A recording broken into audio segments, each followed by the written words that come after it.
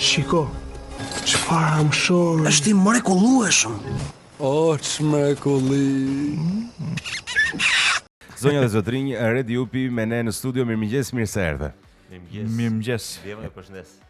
Faleminderit shumë që pranove ftesën, edhe pse jemi optimist maksimum këtë mëngjes, prap jemi paksa të mërzitur për Kosovën. Edhe për Shqipërinë, sigurisht. Si e ndjen ti personalisht Redi të dy eliminimet që patëm? A ishin të pritshme, ishin të merituara, deri aty e kemi hapin, apo mendon personalisht se mund të kishin bërë dhe më shumë? I the të gjitha.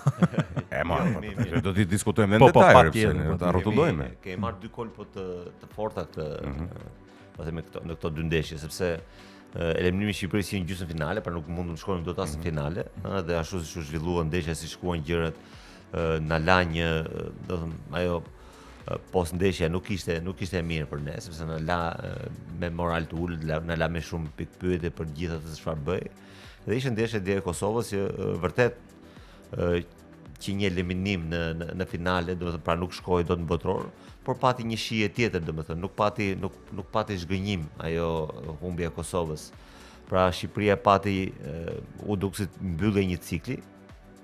Pra na u duk sikur kaq mund të bëhet në këtë situatë që jemi, me këtë trajner që jemi, domethënë me këtë menaxhim që ka momentalisht Shqipëria, kurse te Kosova, edhe pse patjetër që atje brenda ka një zhgënjim të madh, sepse por duke e parë çik më nga jashtë dhe më ftohtë, mua më duket sikur te Kosova ka fillim cikli, jo domethënë mbarimi i një rrugtimi të rëndësishëm. A kjo është diferenca thua? Pse është për Shqipërinë një mbarimi, një rrugtimi? Po jo, trajneri jon ka bërë mirë në Europian, kur ne shkuam në Europian, sepse do li pari në grup, nuk është ndodhur, ishte jashtëdopritshmërie. Pra trajneri dhe stafi, po them, dhe gjithë menaxhimi i ekipit kombëtar, sepse nuk është neve dim trajnerin, po aty ka shumë gjëra mbrapa, ka shumë njerëz që merren me gjithë gjën. Pra bëri shumë mirë në Europian, nuk bëri mirë pasaj në Nations League, pra midis Europianët, kualifikues të Europianët dhe botrorit nuk bëri mirë. Por në botror bëri në kualifikues, po themi, bëri relativisht mirë, madje jashtëpritshmërive, se ne dolëm në grup, mundëm Serbinë atje në shtëpi, që ishte një fitore historike, përveç se rezultate teknike ka dhe shije tjetër, ka dhe vlera tjera. Dhe ai eci në gjithë rrugtimin tim me disa bindje të tjera që nuk ishin dhe aq popullore, po themi, për gjithë publikun. Pra jo të gjithë i ndanin bindjet e tij. Dhe ai erdhi te këto rezultate me këto bindje të tij. Në qoftë se këtë rrugtim e bërit mirë me këto bindje të tij, këto bindje të tij na bën që mos shkonim dot në mëtej se sa gjysmë finale e botrorit, sepse luajti me po ato lojtarë që i dhan ato pikë të rëndësishme, pra i dhan fitore me Serbinë, i dhan atë rrugtim të rëndësishëm atij, dhe u pa që nuk kishin zgjedhje të dhura. Por pas ndeshjes që ke letë të klasë. Po kështu rezultoi, domethënë, mbase duhet të menaxhonte ndryshe ndeshjen, lojtarët, të gjithë mënyrën se si neve me mundësinë me cilën u futëm në ndeshjen me Poloninë, mbase mos mjaftonte, por diferenca me Kosovën është kjo që për shembull me Kosovën u duk sikur tha gjithçka dhe kaq ishte mundësia. Kurse me Shqipërinë u duk sikur nuk u bë një menaxhim i mirë i asaj ndeshje, dhe mbase nuk ishin të gjithë, nuk u ezauruan gjithë ato resurset që ka ekipi jon. Kur përmendëm çështjen e situash mbylljes së ciklit, bëhet fjalë edhe si thuash për moshën e lojtarëve të kombëtarës. Kosova ka moshë më të re të lojtarëve, flas të formacionit, ndërsa Shqipëria kam përshtypjen, nuk e di, mund të jetë ke 26-27. Domethënë për një ekip kombëtar që bëhet fjalë për kompeticion çdo 2 vjeçar, pak a shumë mosha mesatare nuk është se ndryshon shumë, se edhe ne kemi lojtarë të rinj, pra nuk është se është kjo problematika, por neve ishim në një moment ideal, po themi, të këtyre ndërthurjes së brezave. Për shembull Xhimshiti apo Ajeti apo disa lojtarë të tjerë janë këta Strakosha që po shkojnë tani ke 30 vjeç, sepse madje është 31, është 95 në mos gaboj Strakosha në moshën e tij. Pra janë disa lojtarë që neve në këtë moment e kishim ideale, sepse kishim këtë ndërthurjen e brezave. Pra lojtarë të ri shumë interesant, siç është Mitaj apo edhe ky Pilos që u fut tani, i ri shumë nuk ishte, se 25 po themi, por hynte mosha e re, apo Broja apo Muçi apo Mehmeti, janë shumë lojtarë të rinj të cilët ndërthurja e brezave e bën një ekip shumë të fortë dhe i jep atë po themi eksperiencën dhe vrullin e dur, sepse duhet eksperjenca dhe energjia. Po, absolutisht. Për të shkuar në kompeticione të rëndësishme. Dhe kam përshtypjen që mbase në Europian do jenë këta lojtarë, por në botrorin e ardhshëm do jetë pak e vështirë që ti kesh në të njëjtin gjendje që je tani. Po kam përshtypjen rritim faqen ndërpres mes fusha është reparti që janë lojtarët përveç Aslanit, më të vjetër. Janë po, në moshë, domethënë krau i djathtë i mbrojtjes me Hysa dhe Balliu, dhe ne aty me sa kam unë informacion, nuk është se kemi përgatitur, flas domethënë në përmisore, nuk është se kam parë lojtar të ri të përfshihet atje. Në sensin që nuk është investuar për ekipin e së ardhmes. Shiko, mund dalin në talent tani. Dëgjoj, këtë nuk mund ta thuash dot që nuk ka një mbrojtës të djathtë që mund të nuk e thot me siguri, por nuk e di pse na u dha të gjithëve kjo, do ky e perceptuam të tillë sigur mbase ky ishte mbase brezi më i rëndësishëm. Pra duhet të kishim marrë diçka më tepër. Duhet të kishim marrë diçka më tepër me këtë. Edhe Kosova ka për shembull Muriqin që ka një moshë caktuar, është 31 vjeç. Pra që mbase edhe ai por për shembull ky është i vetmi lojtar, domethënë, por edhe ai nuk ta jep përshtypjen që nuk do jetë në botorinazh, sepse Lewandowski për shembull ka një moshë shumë më të madhe se ai dhe po shkon tani më duket se dha këtë e fundit është po. I dha fundit. Por kështu që unë mendoj që edhe në mesfull Shqipëria, për shembull Julian Shehu është 26 vjeç, pra ka moshën e tij, domethënë Astani është i ri, Laçi prap ka moshën për të luajtur në vazhdim, domethënë Bajrami është prap ka moshën që mund të vazhdojë, domethënë po flas me shoqë që luajnë në qendër. Kështu që pra që ta kuptoj nuk e thua në sensin e mesatares moshës, po thua si projekt i Silvinjos, po themi. Ka dhe një gjë që është shumë e vështirë që të krijosh vazhdimsi dhe garanci. Në fakt ne nuk kemi punuar për të. Domethënë si lëvizje futbollistike, po themi, po edhe një politikë shtetërore për të krijuar një vazhdimsi dhe një garanci. Ne për shembull kemi shkuar 2 herë në Europian.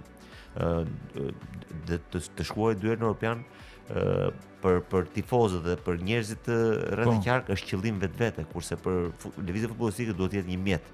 Pra një mjet që shfrytëzohet për të ngritur garanci që ti mos shkosh një herë në 20 vjet, po të shkosh të paktën një herë në 2-3 Europian pra të ngresh një punë. Infrastrukturë. Çfarë do thotë kjo? Pra të ngresh një bazë shumë të gjerë lojtarësh, të ngresh një ligë shumë të fortë, të ngresh ekipe kombëtare mosha shumë të fortë, pra në mënyrë që ti shtosh mundësinë vetes për të shkuar pak më shpesh, sepse ne nuk kemi një vend me 20 apo me 30 milion banor që mund të krijojmë një garanci brezesh. Do këtë garanci brezesh nuk e ka Italia, do të thënë që çfarë tradite ka, do të thënë pas ai është diskutim tjetër në fakt, po nuk dua ta lidh me atë, por neve nuk kemi punuar shumë, pra jemi shumë random në këtë rrugtimet tona, do të thënë me shpresë që do të thënë këta emigrantët tanë andej po shtohen, po themi dhe po luajnë futboll. Është edhe reflektim socioekonomik, normalisht kur ke një pjesë të madhe të popullsisë që largohet jashtë, është e sigurt që aq më tepër kur ajo që qëndron brenda nuk e ka ata ambicie, po themi është e sigurt që është e vështirë të prodhosh sportistë elitar. Unë e kuptoj shumë mirë shembullin që jep, ka shumë shtete që kanë marrë shembuj të tillë, për shembull një shtet që ka krijuar një kulturë të jashtëzakonshme në basketboll, për shembull është Greqia, ndërmjet rezultateve që mori atëherë me Galin, fituan Europianin dhe ata reflektoi edhe në nivel social, njerëzit u entuziazmuan, të rinjt fillonin luanin basketboll, kur janë infrastrukturat, pati stadiume dhe fusha basketbolli kudo nëpër Greqi dhe tashmë janë një superfuqi europiane. Çuditërisht në Shqipëri nuk po shikojmë që të ketë një val, apo mendon se është pak herët, domethënë është shumë e afërt rezultatet ose pjesëmarrja në Europian do të reflektojë mbase pas 10 vitesh, sepse ti e njeh industrinë dhe infrastrukturën më së miri. Ajo që përmendët juve e Greqisë është bërë paraprakisht. Pra përpara se ai brezi i Galis, për të thënë ai brezi sigurisht i rëndësishëm. Pra në Greqi atëherë u bën paraprakisht fusha basketbolli në çdo lagje. Dhe u fut një frym e të luajturit për atë zhvillimit të masivizimit, sepse thuhet kështu domethënë dhe kjo është një aksion, pra që cilësia vjen nga masiviteti. Pra ti çfarë është detyra jon, po themi lëvizjet futbollistike të gjithëve, dhe aktorëve shtetërore, federative etj me radhë, është që të shtojmë bazën e njerëzve që luajnë futboll. Për shembull, po e lidh tani. Çfarë kemi neve? Ne kemi pasur një moment të rëndësishëm, Shqipëria ka qenë duke shkuar botror përpara 40 vjetësh. Dhe atëherë do të për koincidencë kemi barazuar me Polonin. Pra Polonia isha e pengesa. Ishte formula pak më e vështirë, ishte më e vështirë shkoj atëre. Por edhe në atë moment në Shqipëri është bërë një politikë shtetërore, duke qenë se ishte fundi, po themi, i komunizmit, pra 10 vjet përpara se do të ngjarje, 10 apo 15 vjet, filloi një politikë në gjithë vendet e Europës Lindore, se unë kam dhe moshën, po edhe kam informacionin për ta ditur atë, që do zhvillonin sportet, sepse mbaruan gjithë gjërat e tjera. Kështu që dhe kanë qenë, për shembull, ato Gjermania Lindore thyen rekorde në atletike, në sportet e rënda etj, Bashkimi Sovjetik, domethënë rekorde Kina në atë kohë. Pra dhe Shqipëria u bën fusha, do filloi zhvillimi i klasave sportive etj, dhe erdhi futbolli, zhvillimi i futbollit, baza e futbollistëve. Në mos gaboj në atë periudhë ka qenë rreth 28.000 futbollistë luan në Shqipëri vetëm, 28.000 në të gjitha nivelet. Dhe kjo bëri gjithë kjo politikë, domethënë u forcua shumë liga, Tirana, Partizani, Dinamo ishin shumë fortë atëherë, përveç të tjerave, dhe erdhi që ekipi kombëtar erdhi në një pikë të tillë që neve po konkurronin për botrorin. Tani në këtë moment që flasim, meqenëse përmend edhe këtë diasporën, neve na ka ardhur një brezi i dytë apo i tretë, brezi i dytë po themi, i fëmijëve tanë në diasporë, të cilët luajnë nëpër Europë, për fat tonë fëmijë që luajnë atje. Ne kemi rreth 65-70.000 fëmijë që luajnë në Europë, kurse në Shqipëri kemi rreth 15.000 ose 18.000. Pra, në momentin që neve do bashkojmë forcat bashkë me diasporën, po themi që neve të shtojmë numrin, nuk po them ta çojmë 70.000 se nuk e çojmë dot, sepse s'kemi as infrastrukturën as gjë. Po do të shkojmë ke 30-40.000 në mënyrë që neve të konvergojmë ato forcat tona bashkë me ata atje, dhe nëpërmjet këtij masiviteti pastaj ti je i sigurt dhe me një ligë të fortë brenda dhe me një politikë të ekipeve kombëtare të moshave, sepse nuk është rastishme. Atëherë për shembull neve përpara se të shkoshim botror, ekipi jon U21 ka mundur Zvicrën 0-4 në Zvicër për shembull. Pra duhet të kesh disa breza të fortë për shembull. Maqedonia kur shkoi në Europian pati një ekip U21 që shkoi në finalet e Europianit. Pra duhet të kesh një ekip U19 shumë të fortë, pra duhet të rrisësh gjenerata. Edhe Spanja ka pas një udhtim, ka fituar Europian të rinj etj. Ajo është punë e mirëfill, kur ti rrit gjeneratat, një lojtar ose dy lojtar uzuni për shembull vetëm do dali se një edhe në majt mali ta lështi atje, mos ketë lidhje fare me futbollin, njëri do dali vet, po ajo nuk është punë e jone. Ajo është probabiliteti, edhe po themi i një apo dy elemente të cilët nuk reflektojnë punën e mirëfillt të përjashtimi që vërteton rregullin, pra. Bravo, shumë drejt kjo. Sa larg mendon se është produkti i kampionatit vendas për të furnizuar kombëtarin? Mendon se ka një distancë, domethënë është diçka që zgjidhet shumë thjesht, apo jemi shumë larg nga të prodhuarit element nga kampionati për kombëtarin? Kështu siç jemi tani do jenë sporadike të gjitha. Siç kanë qenë. Siç kanë qenë, pra Uzuni që doli, Julian Sheu që nuk luajti dot as me këto ekipe të kryeqytetit, shkoi në Laç, nga Laçi shkoi në Poloni, dhe nga Polonia pastaj erdhi në ekip kombëtar, apo Muçi që ishte këtu, që shkoi në Poloni, erdhi në ekip kombëtar, por këto janë të rastishme, ne nuk kemi ndërtuar, sepse për shembull luajti dje Turqia me Kosovën që të hyjmë te ky rasti. E para një ka një popullsi që ka, domethënë, ka një numër shumë të madh futbollistë që luajnë, ka një kampionat shumë të fortë, ka skuadra që Galatasaray është futur në teçet të Champions League-s. Pra, janë të gjithë këto element që e plotësojnë, ka ekipe kombëtare të moshave, edhe pse u mund tani me Kosovën U19, po ka pasur gjenerata të ekipe kombëtare të moshave që kanë luajtur Europian dhe botror me U19, me U21. Të gjitha këto elementet të japin garancinë, jo domosdoshmërisht të çojnë atje, por të rrisin mundësinë që ti të shkosh atje. Duke mos i pasur këto, ti do vetëm të shpresosh që, domethënë, siç e thatë më parë që me shpresë Zotit se do dalë një mbrojtës i djathtë, domethënë, por gjërat nuk bëhen kështu, nëse ti do të kesh garancinë për shkuar. Në të njëjtat ujëra, po themi, do të jemi, pak a shumë në të njëjtat ujëra. Për fat keq po, duke parë, për shembull, neve tani nuk kemi asnjë skuadër që shkon në Conference League tani. Tani Conference Liga janë hapur dyert, se është bërë shumë kollaj për të shkuar, pra është rritur shumë mundësia për klubet për shkuar atje. Ne nuk e kemi. Kosova ka një skuadër që luan në Conference League, që luajti, domethënë, në këtë sezon. Neve nuk e kemi, domethënë, dhe kjo është handicap shumë i madh. Nuk e di sa e vërtetë është, por kam përshtypjen me informacionin që un kam që kampionati shqiptar, skuadrat e kampionatit shqiptar, e thën thjesht janë më të pasur ose shpenzojnë më shumë. Ndërsa kampionati në Kosovë, flas paga, infrastrukturë etj, shpenzojnë më pak. Si është e mundur që është kampionat më i suksesshëm referuar fryteve, domethënë që ka ekipe që luajnë në Conference League. Ata kanë pasur në sezonin e fundit nuk është apo çështje vetëm në sezonin e fundit ata kanë pasur një skuadër që ka shkuar në një apo dy sezonet e fundit që kanë shkuar në Conference League. Në fakt kampionati jonë është pak më para kampionatit kosovar, kampionati vet. Pra, po themi lojtarët më të mirë të Kosovës vinin luajnë me skuadrat tona që vinin luajnë me Tiranë, me Skënderbeun më para apo me Partizanin. Pra liga jon është pak më e fortë se liga e tyre. Por ama ne politikat e promovimit lojtarëve në ligën tonë nuk janë të duhurat. Për shembull, tani kanë vjet më duket se morën një vendim që në ligën tonë mund të luajnë të huaj pa limit. Pra po të shikosh skuadrat tona do të 11 huaj. Po 11 huaj në Tiranë në ndeshjen në 2 ndeshje, 3 ndeshje para se të vinte trajneri që ka tani, kishin 11 huaj në fush. Pra 11 huaj në fush, domethënë. Kjo nuk është një politikë për promovimin e patjetër që kjo i ndihmon klubet, që ato të bëhen klube më të forta që të konkurrojnë për të futur në Conference League apo në Europa League etj për të krijuar buxhet.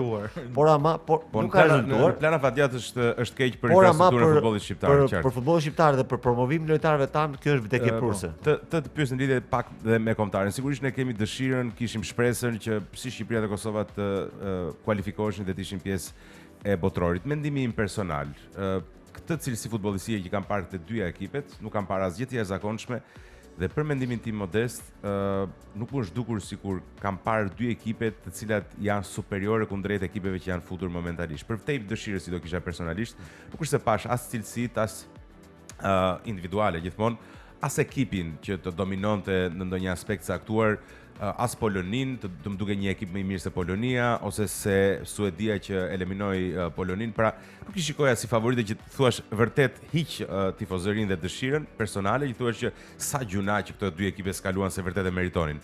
Mund ta them të njëjtën gjë për Danimarkën, që më duk një ekip simpatik, mund ta them për Italinë, që kishte kualitetet dhe për shkak të episodeve negative kartonit kuq u eliminua.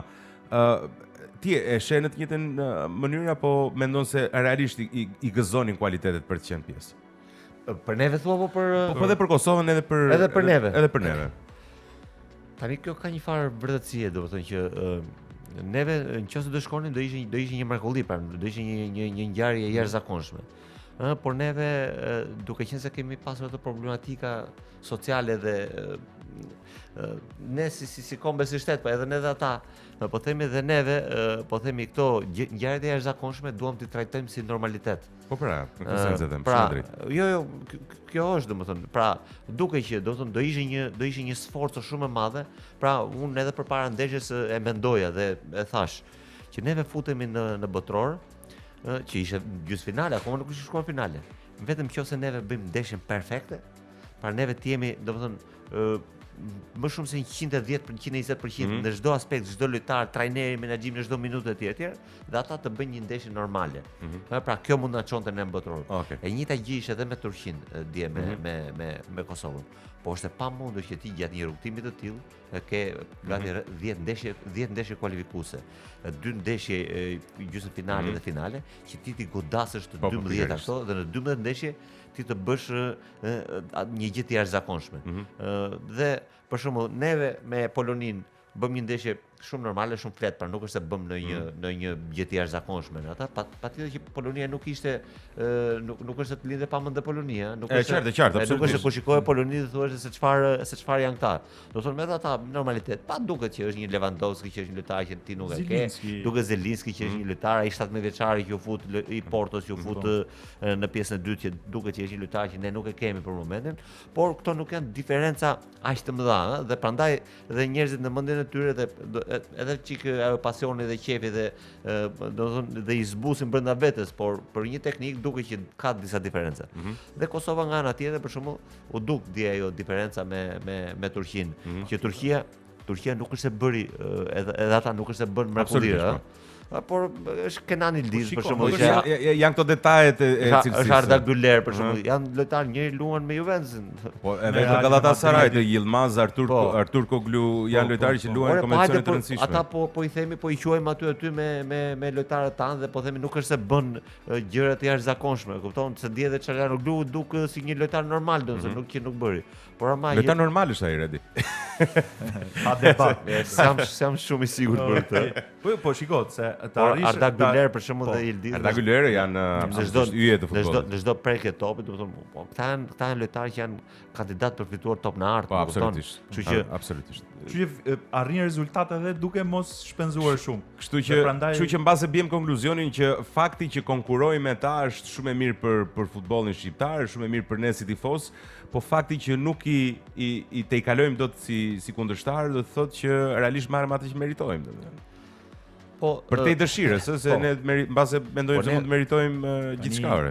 Edhe fakti që ai ka ndjes Redi dy lojtarë në formë, si Muçi edhe Mehmeti. Pra ta diskutojmë pak këtë a do ndryshojë diçka personalisht, nuk dua të bijem në këtë nivel në diskutimit të diskutojmë trajner bëri keq dhe bëri aq më tepër nga një personalitet si puna jote, nuk mund të flasësh publikisht tani sikur jemi në një kafene, por mendimi jot personal mendon se do kishe një përqasje tjetër në momentin e caktuar. Domethënë ideja në kombëtare është të zgjedhësh lojtarët më në formë apo ti besosh si thua atij grupi që ti ke krijuar. Atëherë një po bëj një parantezë për këtë. Neve gjithmonë mendojmë kur bëjmë një analizë, po themi si tifoz të thjeshtë, kur bëjmë një analizë të një ndeshje, ne mendojmë që mungesa e dikujt neve na ka shkaktuar atë që mund mos kemi marrë rezultatin e dur. Ndërkohë që kjo është logjika, do të thonë e thjeshtë, do të thonë shkak pasojë. Ndërkohë që mund të jetë tjetra që ti mundesh edhe më keq akoma duke pasur atë në fushë, do të thonë. Duhet menduar një teknik, duhet mendoj edhe këtë. Kjo është paranteza. Tjetra është kjo që një trajner, një ekip kombëtar duhet të ketë kritere të forta teknike dhe duhet të jetë shumë i bindur brenda vetes. Një trajner i mirë nuk është ai që ka konsensus të madh, por ai që ka bindje të forta. Pra jo domosdoshmërisht duhet të kesh konsensus e njerëzit. Ai sa janë të interesuar dhe ai sa din e japin atë kontributin e tyre dhe me bisedat dhe me atë atmosferën që krijojnë, por deri këtu trajneri duhet të ketë bindje shumë të forta. Dhe me ato bindje të forta, por bindjet duhet të jenë të mbështetura në kritere. Pra, ajo që ka pasur problem trajneri jon në këtë rrugtim është që bindjet dhe kriteret nuk kanë qenë shumë të qarta. Sepse për shembull, thoshte që unë do luaj me po ata 11 me ata lojtarë të cilët më kanë sjell deri këtu me sukseset, ndërkohë që fut një djalë që për të vërtetë shumë i talentuar, ky Pilos, ky që fut, i cili që në ndeshjen e tij të parë. Po kupton, ndërkohë që Muçi dhe Mehmeti për shembull që ishin lojtarë që mund të jepnin një kontribut tjetër, do të thonë ngatrohen pra një kriteret me bindje këtu. Sepse mbase mund të luanin këta pak më herët në pozicion pak më të avancuar, po themi, etj. Ai vetëm ka pasur një bindje që ka çuar deri këtu dhe nuk i dha rezultat në ndeshjen e fundit. Ai gjithmonë ai e ka menduar Shqipërinë me drejt si një ekip inferior me ekipet e mëdha. Dhe duke luajtur kështu siç luajmë neve na arritet mundësia, siç ka luajtur Silvinjo, neve na arritet mundësia dhe për të përballur me ekipet e mëdha. Për shembull, çfarë diferenca me Kosovën? Kosova ashtu siç luan, i thyen mes të ekipet e vogla. 3-4-0, do thonë i shkërmoq ashtu siç luan, sepse është një ekip që të mban aty lart, por ama i ulet mundësia për të fituar me ekipet e mëdha. Kështu siç luajmë neve, nëse mbani mend ndeshjen me Andorën që mezi bëm atë golin e Astanit, neve do të thonë do vuajmë ekipet e vogla, sepse jemi një ekip i kujdesshëm që çojmë shumë pak lojtarë përpara. Si Atletico Madrid. Pak a shumë. Por ama na rritet pak mundësia për të luajtur ndryshe me ekipet e mëdha, do të thonë dhe por kjo nuk rezultoi me edhe pse mua nuk mund duk ekipi i madh Polonia, po e them në përgjithësi, ky është një diskutim kështu në parim më shumë se sa praktik. Okej. Si e shikon të ardhmen e afërt të kombëtarës shqiptare? Tani unë mendoj që neve duhet para një duhet të jemi shumë të qartë se çfarë do bëhet me këtë gjë. Nuk do ishte edhe një herëzi e madhe nëse Silvinjo do vazhdonte me ekipin kombëtar, sepse duhet bërë një analizë shumë e kthjellë dhe shumë e detajuar e gjithë kësaj. Nëse ne shikojmë që ky staf, ky trajner, do të thonë ky menaxhim mund ta çojmë më parë dhe këtë të shkuar në gjysmën finale, pra në play-off të botrorit, mund ta shfrytëzojnë si eksperiencë, pra si një step më shumë, atëherë duhet të vazhdojmë. Duhet të forcojmë ekipin, duhet të shtojmë atë vaskën e përzgjedhjes së trajnerit për lojtarët, duhet të plotësohemi në disa pozicione, duhet të fusim pak më tepër konkurrencë brenda, pra me ata lojtarët që thanë, që është një gjë që nuk është shumë afat shkurtër për fat të keq, domethënë është çik më afat gjatë. Domethënë është më shumë për ju se sa për mua, kupton? Por kjo është mënyra, se nuk ka mënyrë tjetër.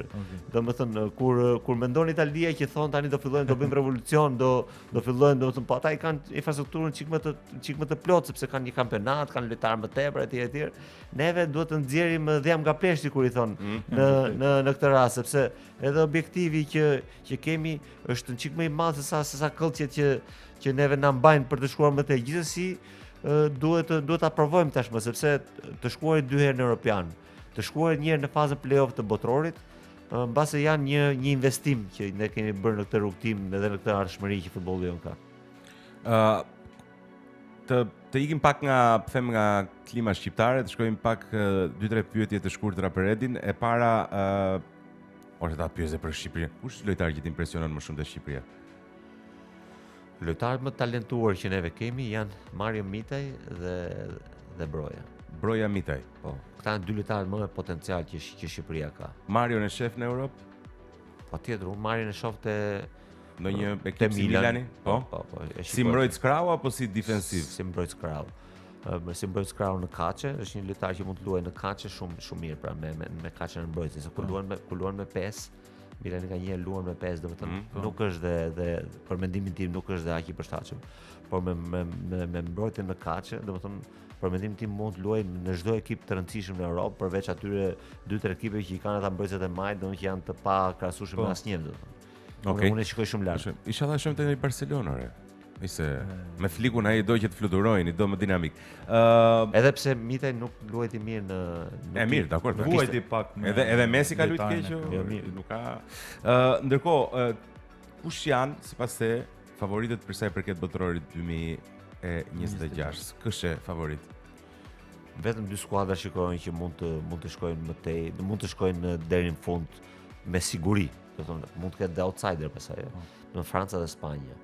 Fustu dhe Anglin jo, nuk e shikon. Po e fus Anglin, po Anglia gjithmonë, do të thonë, çedon në këto, në kompeticione të rëndësishme, kanë një kampionat të sfilitë, do të thonë, janë bërë libra literaturë për dështimin e Anglisë në kompeticione të mëdha.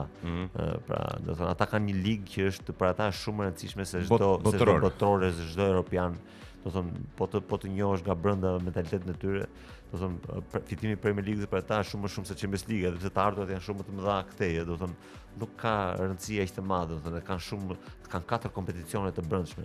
Pra një ekip atje me 30 lojtarë, po themi, bën 4 kompeticione të brendshme që janë të gjitha do të thonë ezauruese për skuadrat. Dhe shumë e vështirë që ata të arrijnë në një kompeticion botror ose europian, domethënë me energjitë të dhura, për të shkuar deri në fund, sepse të shkosh deri në final janë shumë ndeshje.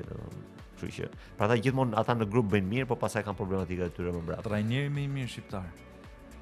Jo, neve kemi disa trajnerë shqiptarë që kanë bërë karriera, do të thonë, unë madje po e mendoja me veten këtë se më pyesin edhe miqtë e mi etj.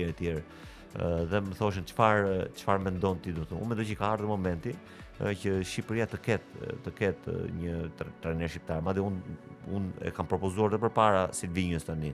Do të thonë, dhe unë bëra një propozim të tillë, domethënë që i ditari ishte i pa angazhuar atëherë me Milanin. Dhe unë atëherë mendoja që ky të vinte si, po themi, si drejtori i përgjithshëm, menaxher që ti lieshin çelësat në dorë atij për për menaxhimin e kësaj. Dhe pastaj të bëjë një staf i ekipit kombëtar me Bestika Hasin që ka qenë atëherë, dhe Arjan Peçën që janë 2 djemë shqiptar që janë licencuar jashtë, që kanë qenë domethënë kanë punuar jashtë.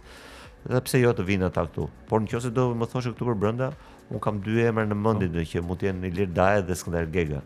Unë Ilir Daje më shumë do jepë një klub, do të menaxhoj një klub, se është një njerëz që do përditshmërinë, po themi. Skënder Greka është një, do të thonë, është një mbase më i përshtatshëm si profil për një ekip kombëtar, për një punë që ka periudha, po një ekip kombëtar ka 7 deri 8 ndeshje në vit, nuk ka më tepër se kaq. Pra, çik më i përshtatshëm për një ekip kombëtar, kështu që të jeni shumë të sigurt për këtë që këta djem mund ta bëjnë shumë mirë këtë detyrën e trajnerit kombëtar të ekipit shqiptar dhe me pak kosto dhe me më shumë pasion. A ke pas ndonjëherë ambicie personale të brendshme të thella që ta menaxhoj edhe ti ekipin kombëtar? Unë kam qenë trajner i ekipit kombëtar U21-shit dhe mbase në atë moment gjithmonë kur futesh në një rrugtim, do të themi trajningu, mbase në atë moment nuk është se e mendoja, po nuk e përjashtoja si mundësi, domethënë, sepse pse jo, domethënë kur ti futesh në një rrugtim, domethënë do të shkosh deri në fund të gjërave. Por pasaj u shkëputa pasaj pak saj punës me ekipet e rritura dhe jam me këta po them me akademitë, me ekipet e moshave. Është një gjë që më jep më shumë satisfaksion që e gjej veten më shumë, domethënë çdo njeri ka një mision në jetën e tij, domethënë ka një mision të brendshëm. E kupton? Po unë nuk kuptova që ky ishte ajo prirja ime, misioni im, domethënë. Ajo mbase nuk ka dhe shumë lidhje logjike dhe organike me gjërat që unë bëj, domethënë. Kështu që po nuk është se është në një humbje e madhe, sepse ti jeni sigurt që ne kemi shumë djem që janë të përgatitur, që nuk është se kanë besimin e madh në publik, do të thonë ka një po themi një shpërfillje të publikut në raport me ata, nuk ka një besim se çfarë mund të bëjnë ata. Po unë ju siguroj që ne kemi, unë thash 2 emra, por ne mund të kemi 5-6 djem të cilët nuk i qëndrojnë poshtë as në karizëm, as në dije, as në profesionalizëm trajneri që kemi aktualisht. Mateo, ke të drejtën të bësh pyetje, por duhet të rikujtojmë Prestige Home Center, destinacioni më ekskluziv i arrëdimit në rajon me mbi 100 marka prestigjioze ndërkombëtare. Prestige Home Center ju pret në autostradën Tiranë-Durrës kilometri 12. Mateo, çfarë pyetësh do të bëjmë? Duhet përmendim për Gjermanin, do ta përmendim dhe atë, por Okej, Gjermanin si shikon botror? Unë jam tifoz me përveç. Shkon Europiani që bëri ishte shumë mirë, edhe pse ka psuar një rënje, por kujtimi i fundit që kam nga Gjermania e Europianit, mendoj se ishte ekipi më i mirë në Europian, pa çka se u eliminua nga Spanja. Gjermania është gjithmonë ekip turnesh. Do të thonë është e pamundur që ti ta eliminosh nga pretendentët e Gjermanin, siç mund të jetë Brazili që është ekip turnesh. Por me sa kemi parë ka ndryshuar pak gjërat, ne jetojmë në një epokë të çuditshme. Do të thonë të mendosh që Italia nuk shkon në botror, po shikoja tani para se të vjetë, po shikoja një për llogaritje të këtyre koeficientëve të pikëve, të pikëzimit që këta kanë. Për shembull, Italia nuk luante si kok grupi për shkak të këtyre pikëzimeve që këta merren nëpër miqësore, ku diun se çfarë. Dhe për shembull, kur këta janë eliminuar në 2018 në mos gaboj, ishte Romania kok grupi dhe nuk ishte Italia, do të thonë gjëra të çuditshme, do të thonë. Futbolli është futur në disa gjëra që nuk bën dot më atë vlerësimin klasik. Pra, unë po të më thoshe mua, unë do vendosja që skuadrat që kanë fituar një botror nuk do të futeshin pa eliminatore fare në botror, do të thonë se s'kan çfarë të bëjnë më tepër, kupton? Janë ca lëvizje që ne kemi më shumë nevojë për ata se sa ata për ne, për shumë. Pra, të mos jetë Italisë botror është një humbje shumë e madhe për gjithë. Gjermania jo e fortë në botror është një humbje shumë e madhe. Po ti je i sigurt se ata 2-3 javë duhen aty që të organizohen dhe të jenë kompetitiv. Dyshoj që do jenë favorit për të shkuar deri në fund, po themi, deri në fund kjo është gjysmëfinale, sepse kjo është, por Gjermania nuk e përjashton dot, sepse aty ka të bëjë dhe shumë mënyra se si ta luash turneun, çfarë personaliteti dhe çfarë karakteri ke, domethënë. Unë them francezët, po francezët mund të mërziten dhe nuk dalin edhe se vitën e ditë siç e bën në Afrikën e Jugut, e kupton? Kështu që talentin e kanë pafund, por nuk kanë këtë që kanë gjermanët. Angli, Holland kanë përcion finale. Holland. Dhe Hollanda po rrit një gjenerat të re lojtarësh. Shumë interesante do ishte si finale. Nuk do ishte keq. Do ishte shumë mirë, domethënë. Unë mendoj që edhe ato nuk janë mangut në talentin dhe domethënë në kualitet, po Hollanda po rrit një gjenerat shumë të mirë, lojtarësh të rinj, mbrojtje të mirë me sfush të mirë. Shumë të fortë, ka luan ka lojtarë të rëndësishëm. Domethënë i ka të gjitha, ka dhe një ekip të gjatë, nuk është se është vetëm me 11-12 veta, ka domethënë i ka potencialin. Okej, na po na informojnë që ka një lajm që sapo ka dalë FSHF-ja duka të rriqet nga posti, çfarë thonë? Nuk e besoj. Si nuk e besoj, sa po më nisem. Është e vërtet? Po. Do i kishim marrë vesh? Po sa po ka dalë thot? Konferencë për shtypesh live thot, tërhiqet. Kush më e deklaroi live Duka? Armando Duka jep dorëheqjen thot. Shi. Pak e vështirë më duket. Ja. Mos është. Është duhet në një nga këto shakacash, sot është një prilësës? Ja, more. Me spushor ke lujti? Me spushor. Po shikim periferik është. Edhe teç. Okej, dakor, atëherë besoj se kemi prek gjitha, sigurisht nuk u peshkove. E di pse nuk u janë këta mo, janë këta. Jo, e di pse nuk u peshkova. Po dje isha me Dukën tha. Kemi bërë plan. Jo, dje Gravina e Italis. Edhe ai tha që do vazhdoj, më kupton, më mend domethënë jo. Kështu që nuk është arsye kjo për tu dorëheq. Nuk është vendi dorëheqje, kështu që. Jo, absolutisht. Okej, edhe një parashikim t'ja marrim për Championsin, meqense jemi Bayern. Unë Bayern e shikoj. Favoritët kush janë? Mos më thuaj një emër, domethënë Bayern Parisin e vendos favorit? Unë jam i përfshirë në emision të Champions League dhe që në fillim të kompeticionit kam vënë 4 skuadra që do dinë gjysmëfinale, do thonë një parashikim i çmendur. Kisha Arsenal, Bayern, Paris Saint-Germain dhe Liverpool. Liverpool ne kisha si fitues të Premier Ligës vjet, se mendoj që fituesi i Premier Ligës është i detyruar, do të detyrohen që ti ta futesh te ata. Ka pas saluati ata me slotin. Shumë të forta. Por po mendoj se Bayern dhe Arsenal janë dy skuadra që do e drejt, shumica. Bayern, Arsenal dhe Bayern fitues, do të thonë sipas me. Po ky është një mendim shumë popullor tashmë, Është shumë popullor. Në fakt kemi pas të njëjtin mendim, si duket e kemi nisur një lloj, se edhe unë i kam konsideruar favorite, po nuk do përjashtoja Parisin. Do të thënë edhe Arsenalin, pasi unë jam tifoz me Bayernin edhe kur luajtëm me Arsenalin, Arsenali fitoi në të gjitha drejtimet. Jo detyrimisht. Atëherë kur luajti Arsenali me Bayern ka kaluar ca kohë, po ka kaluar ca kohë. Mirë, nuk e di nëse ke diçka tjetër për të shtuar Mateo. Redi, të falenderojmë shumë. Nëse ke diçka për të shtuar për bisedën, jo, kjo është. Besoj se i prekëm pak a shumë të gjitha, s'kemi merakje, kështu që. Okej, Duka është mirë aty ku aty ku është, aty do jetë me shumë mundësi për shumë kohë. Ne do të falenderojmë gjithë juve, po sigurisht duhet të falenderojmë Electromagic që sjell në Shqipëri markat që bota i beson prej vitesh si miele, tek KitchenAid dhe Hagen Electromagic, sigurisht edhe Simek Albania. Simek Albania, ku keni akses në makineri industriale të avancuara për përbunimin e drurit, metalit, plastikës dhe materialeve moderne. Teknologji italiane nga lider europian, instalim, asistencë dhe mbështetje e plot. Thënë të gjitha këto, do të takojmë sërish nesër ora 7, siç e do zakoni, do t'ju lëm me muzikë të mirë dhe sigurisht me lajme të ndryshme që vijnë pikërisht në X Media. Mos harroni që të bëni follow në të gjitha rrjetet tona sociale dhe sigurisht subscribe në kanalin X Media Official. Takojmë nesër Positions dhe Adam Porter kënga që do të vijojë. Pachim thonë. Ju pafshim.